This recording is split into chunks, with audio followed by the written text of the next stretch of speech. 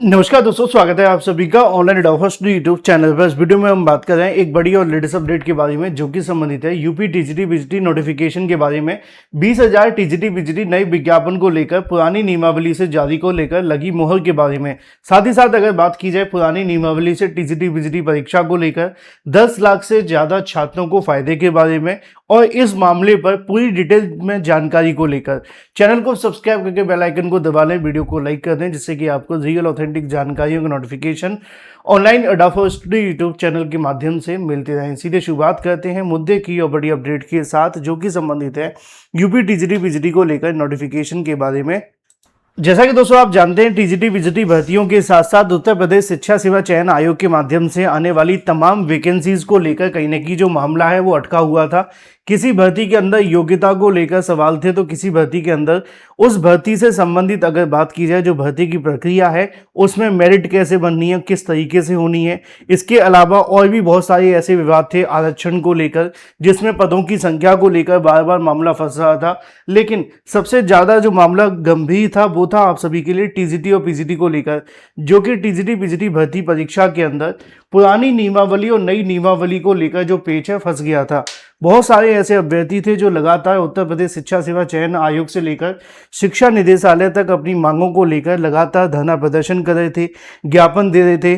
और चाहे वो अगर बात कीजिए शिक्षा सेवा चयन आयोग के अधिकारी हों या शिक्षा निदेशालय के अधिकारी, उन सभी अधिकारियों ने अभ्यर्थियों से मिलकर लगातार कहीं न कहीं उनकी मांगों को सुना था और लगातार उनकी बातों को सुनने के बाद शिक्षा सेवा आयोग ने कहा कि ये फैसला शिक्षा निदेशालय के हाथ में है। शिक्षा निदेशालय ने कहा कि ये फैसला शासन के हाथ में है। बाद में शासन ने कहा कि आप सभी एक साथ बैठ करके इन मामलों को निस्तारित कर लो। उसी क्रम में लगातार 2 बैठकें देखने के लिए मिली शासन स्तर पर और उस बैठक के बाद से जानकारी जो निकल कर आ रही है वो 10 लाख से ज़्यादा छात्रों के लिए फायदेमंद निकल कर आ रही है। असल में मामला हुआ क्या है मैं आपको बताता हूँ और बड़ी डिटेल में आपको समझाता हूँ।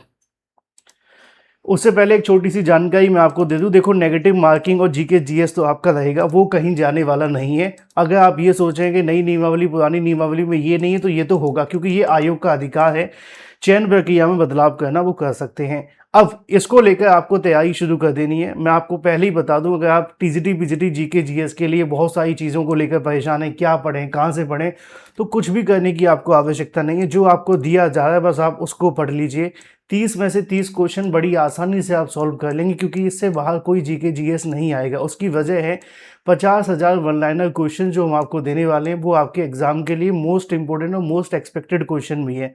1 ईयर का आपको करंट अफेयर दिया जाएगा। अगर आप सिर्फ 50,000 वन लाइनर को पढ़ लें तब भी 20 क्वेश्चन आप आसानी से कर लेंगे, ठीक है। बाकी के बचे के लिए आपको क्या करना होगा, करंट अफेयर कंप्लीट करना होगा और 50 मॉक टेस्ट जो आपको दिए जा रहे हैं, डेली क्लासेस आपको मिलेगी यूट्यूब पर, 5,000 एक्सपेक्टेड क्वेश्चन भी मिलेंगे। ये सारी की सारी चीज़ें आपको कहाँ मिलेंगी वो आप जानते हैं। मैं क्लासेस के बारे में भी आपको बता चुका हूँ। क्लासेस हम जो लगातार दे रहे हैं वो परीक्षा सिटी यूट्यूब चैनल पे दे रहे हैं। ये आपको देखने के लिए मिल जाएंगे। सभी मॉडल पेपर यहाँ पे अवेलेबल है 1 2 3 4 5 6। तो और अधिक जानकारी के लिए दिए गए नंबर पर व्हाट्सएप करके और जानकारी आप ले सकते हैं। चलिए हम बात कर लेते हैं अपने मुद्दे को लेकर जो कि संबंधित है टीजीटी और पीजीटी के संबंध में। टीजीटी पीजीटी को लेकर कल एक बैठक देखने के लिए मिली थी। उस बैठक के बाद क्या हुआ था मैंने आपको बताया भी था। लेकिन अगर बात की जाए अधिकारियों के माध्यम से, कल की बैठक में बहुत सारे मामले रखे गए थे, चाहे वो प्राथमिक शिक्षक भर्ती का मामला हो, असिस्टेंट प्रोफेसर भर्ती का मामला हो या हो टीजीटी पीजीटी के बारे में। बहुत सारे अभ्यर्थियों की तरफ से जो ज्ञापन दिए गए थे पुरानी नियमावली से विज्ञापन जारी करने को लेकर, जिसकी वजह से बड़ी संख्या में अभ्यर्थी बाहर भी हो रहे थे। अब उस मीटिंग के बाद से 2-3 चीज़ें सामने निकल कर आई हैं। पहली है पीजीटी को लेकर। देखो, पीजीटी में आप जानते हैं पुराने नियमों के आधार पर बीएड लागू नहीं है, लेकिन नए नियम के आधार पर बीएड लागू करने की बात आपके सामने निकल कर आ रही है। तो इसको लेकर जो जानकारी निकल कर आ रही है वो ये कि इस बार की वैकेंसी के अंदर जो चीज़ें निकल कर आ रही हैं उसके मुताबिक आपको एक अंतिम मौका दिया जा सकता है बिना बीएड के आवेदन करने का, और ये शायद आपके लिए आखिरी वैकेंसी होगी। फिर उसके बाद आपको शायद बीएड करना ही पड़ेगा अगर आप पीजीटी की वैकेंसी में आवेदन करना चाहते हैं तो। क्योंकि अगर बात की है जीआईसी प्रवक्ता वैकेंसी के अंदर भी हमने देखा था, वहाँ पर भी आप सभी के लिए पहले से बीएड लागू कर दिया गया। इस बार की वैकेंसी में तो इस वैकेंसी के अंदर भी बहुत ज़्यादा चांसेस इस बार देखने के लिए मिले थे बीएड को लेकर, लेकिन बहुत सारे जो अभ्यर्थी लगातार इसको लेकर धरना प्रदर्शन कर रहे थे, ज्ञापन दे रहे थे, अधिकारियों से मिल रहे थे।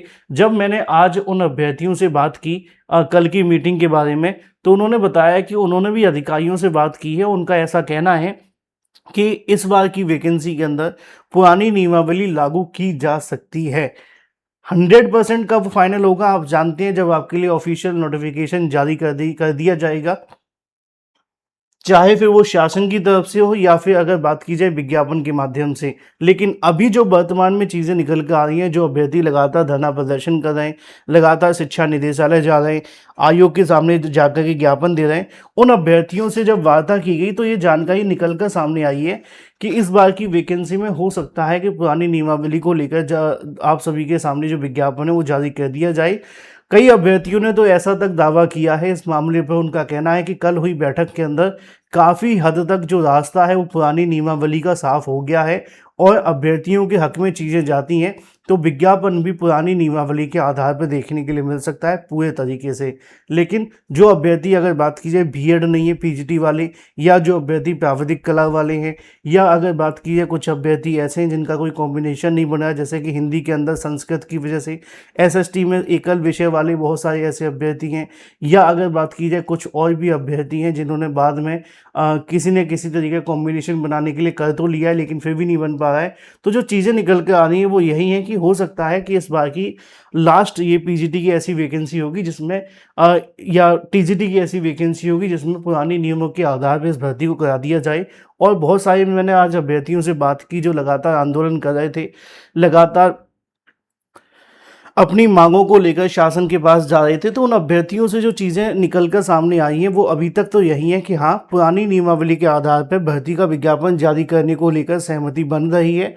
कल हुई बैठक के अंदर भी इस मामले पर विचार विमर्श किया गया है और इस बात को कहने में कोई गुरेज नहीं है कि अब जो नई भर्ती आपको टीजीटी बीजीटी की तकरीबन 20,000 पदों पर देखने के लिए मिलेगी, उसमें शिक्षा सेवा चयन आयोग पुराने नियमों के आधार पर इस भर्ती को संपन्न करवा सकता है। लेकिन यहाँ पर एक बात मैं आपको पूरे तरीके से स्पष्ट कर दूं कि जो आपकी टीजीटी बीजीटी की वैकेंसी होने वाली है, चाहे पुरानी नियमावली और नई नियमावली को लेकर विवाद फंसा रहे, लेकिन दो चीज़ें ऐसी हैं जो नहीं बदलेंगी, वो आपको मैंने स्टार्टिंग में ही बता दी थी। पहला है आप सभी के लिए अगर बात की जाए जीके जीएस का मामला, और सेकंड आपको जो देखने के लिए मिलेगा वो होगा आप सभी के लिए नेगेटिव मार्किंग।